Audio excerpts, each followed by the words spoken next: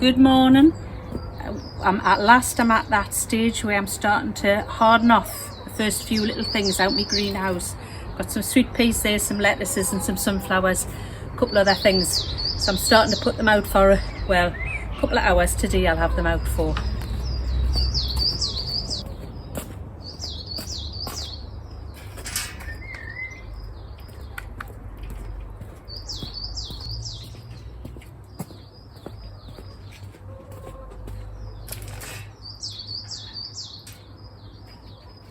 That's just the first few little things that I'm starting to harden off. They've been out for quite a few days. I'll leave them out all day, but the rest of them will just be out for a couple of hours. If you're an experienced gardener, you know that this isn't a stage that you can skip. I've made the mistake several times of being too lazy to harden off, and it doesn't pay off, really it doesn't. I can't remember whether it was last year or the year before. I had all these French beans and I was too lazy to harden them off, and I just put them straight in the ground and they just sat there for months, it seemed like. I had them out far too early as well, but they didn't do well at all. They went yellow, and they wouldn't grow, as I say, for months and months. You've got to harden them off, otherwise they're just not acclimatized to the outside elements, and they won't thrive. You just put them out, start them off an hour a day, increase it a little bit every day, and until you can leave them out all day. That's been, I mean, you hear different things. Some people take weeks to harden off. I don't usually bother with that long. I've been putting this one out for probably about a week now, and I'm going to leave it out all day today, most of the day, you know, put it in probably tea time, and then I'll probably do that for a few days, maybe a week, and then I'll start leave it out all night, and that'll be it hardened off. And these, as I say, will just increase every day. I'll show you, my greenhouse is rammed to the rafters with seedlings. Look really good. I'll show you. So here we go. Look at all of that splendid show stuff. Everything's coming on quite nicely today, really. Over this side.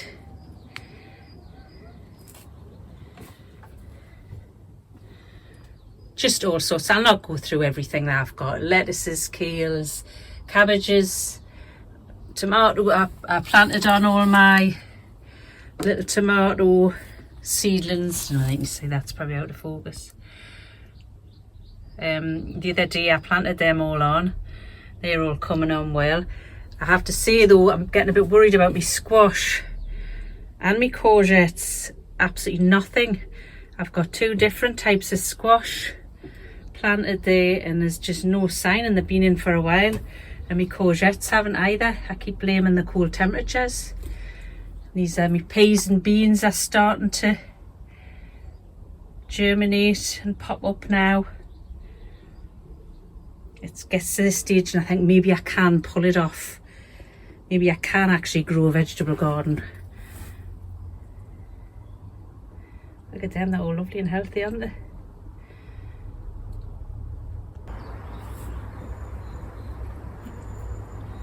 Joy of joys, we've actually had rain. Can't believe it. I imagine it's the same everywhere in the UK. We haven't had any rain for 2 months, at least 2 months. Nothing. Anyway, the last 2 days before this it has rained. Not loads, I have to say, but you know, everything's damp now, and all the garden is greening up nicely, so it's a bit of a relief. I just want a lot more. Today anyway, what I'm going to be doing is that I want to sow some more peas. I've already sown my beans and my peas, however up at the allotment I direct sow into the ground, and there's really very little coming up, so I'm starting to get a bit worried. I mean, I'm probably jumping the gun, they probably will come up, but I just want to be sure, so I'm going to plant some in the greenhouse just in case. My thought is that because it's been so dry and we've had so little rain, that, I mean, I have been watering the ground where they're planted, but it's not the same as getting a good soaking with the rain. I'm just worried that the peas haven't been able to germinate with them being so hard shelled, you know. Anyway, so I've got some peas here. What I've done is, which I've never done this before, is I'm just soaking them in a little bit of water before I plant them, just to help them germinate. I've got these Kelvin Wonders. It's just a few. These are seeds from last year, so I really want to get them planted this year because I don't want to have seed that's too old. And these ones are climbing aldermans. So I'm going to plant them, and I'm also going to put some more spinach in. Soaking the peas in water like that's going to soften the outer shell and cause them to germinate a little bit more easily. That's the idea. I don't suppose I've had them in there for long enough, to be honest, but it's worth a try. It was a last minute thing. My main worry is the greenhouse is now so packed out. I just don't know where I'm going to manage to fit these in. It's that stage where you start to pot things on, prick them out and pot them on.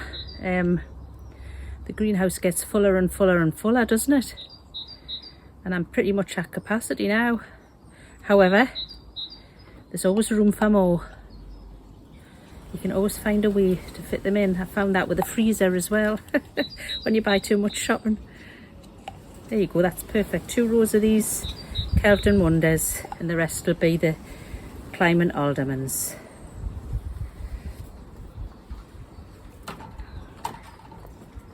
Got me sign there. I've written on these ones the height that the peas get to, so I don't have to keep fishing the packets out, because these Kelvin Wonders only grow to 18 inches, but the alderman ones are 5 foot. So really need to plant them separately.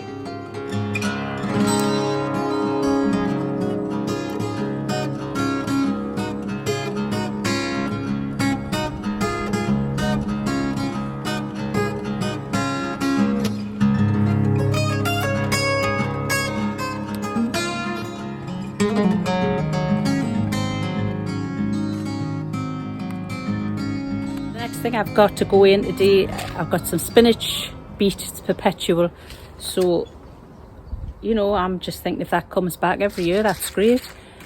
Save me planting and plant it. I don't know what it tastes like compared with the spinach that's just an annual. I haven't tried it before, so hopefully we'll get we'll enjoy this, and it'll save me planting spinach every year. I've also got Amelia spinach, just your usual annual spinach, so I'm going to do a couple of rows of them as well, because we use a lot of spinach in salads.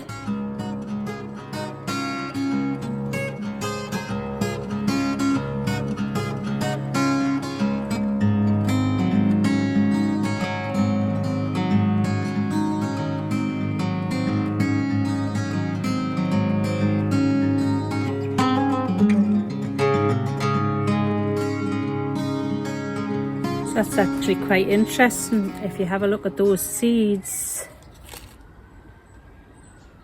These are the ordinary annual spinach and the spinach beet. I suppose it's obvious the seeds look like beetroot seeds, so clearly they're quite different things really.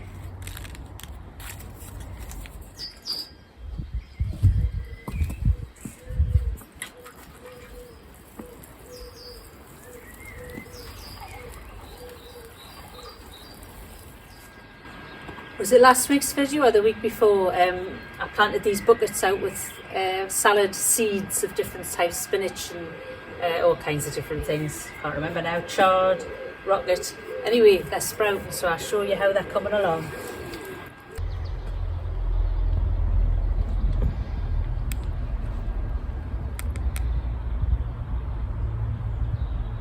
Hippity pip. Embarrassed.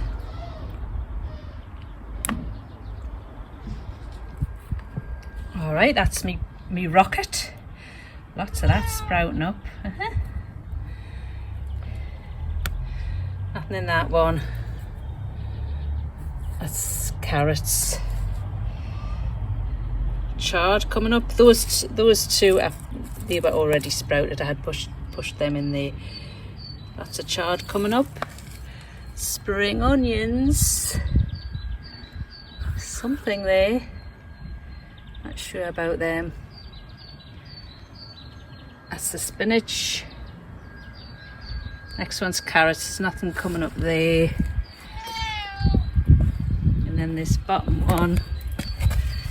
is the red spinach orach, and you can see the few little ones coming up. So I'm pretty pleased. Got some salad in my near future, I think. I don't think the cat likes salad much though. Yeah.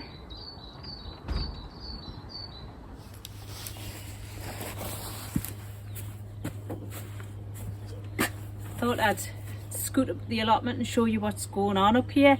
Not a lot at the minute, to be honest, until I get all that stuff out of the greenhouse and planted in the ground here. I think I'll show you the fruit bushes and me fruit trees, how they are coming along.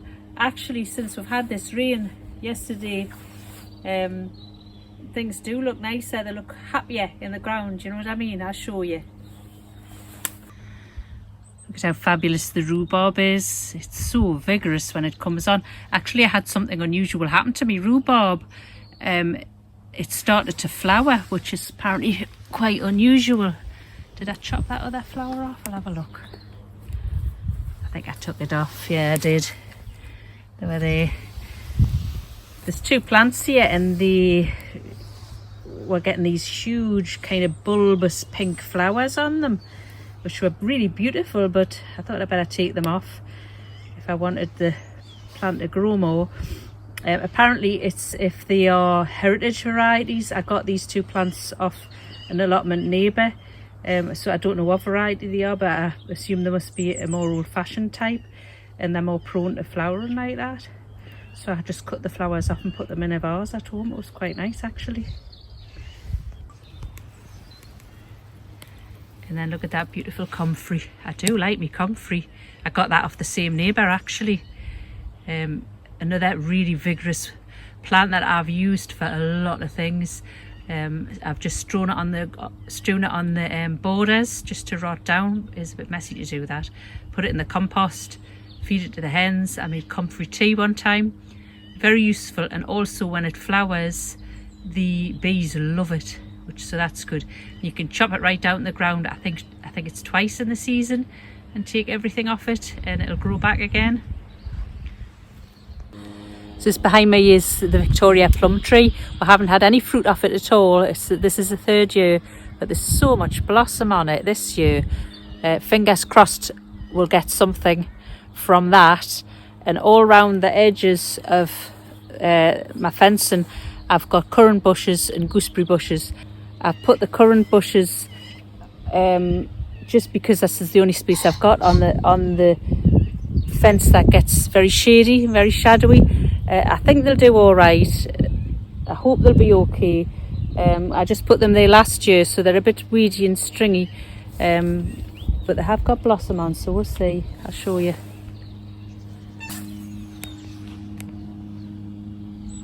That's one, and we've got another one over there. So this is over the other side of the allotment. This is me onions and what have you. Onions and chard and some broad beans. This is looking nice and happy after I've had that rain, but I'm showing you this. Oh, maybe you can see this is my red currant. Lots of blossom on it. I've got quite a bit of fruit off it last year, so I'm hopeful. So this is it here. We actually got this from Gumtree. A lady was just advertising it on Gumtree, just a few streets away from us. Freak red currant bush, and we went down and picked it up, and she'd had it out of the ground for ages, just in a bucket, and we thought, oh, it's just going to die. Anyway, we pushed it in. It was one of the first things we planted in this allotment, and it's just going from strength to strength, so it's quite nice. And this is the little conference pear tree that we'll put in. A little bit of blossom on it, not a lot. We had more blossom on it last year. I only got one tiny pear. Anyway, it's the third year for these fruit trees, so I would like to start getting a little bit of fruit from them, but we'll see. You just got to be patient with trees, haven't you? It's actually really cold up here. I'm back in the woolly hat, as you can see, and there's not much to do, so I'm going to leave it at that for today. Thanks for joining me, and we will see you on the next one. Bye.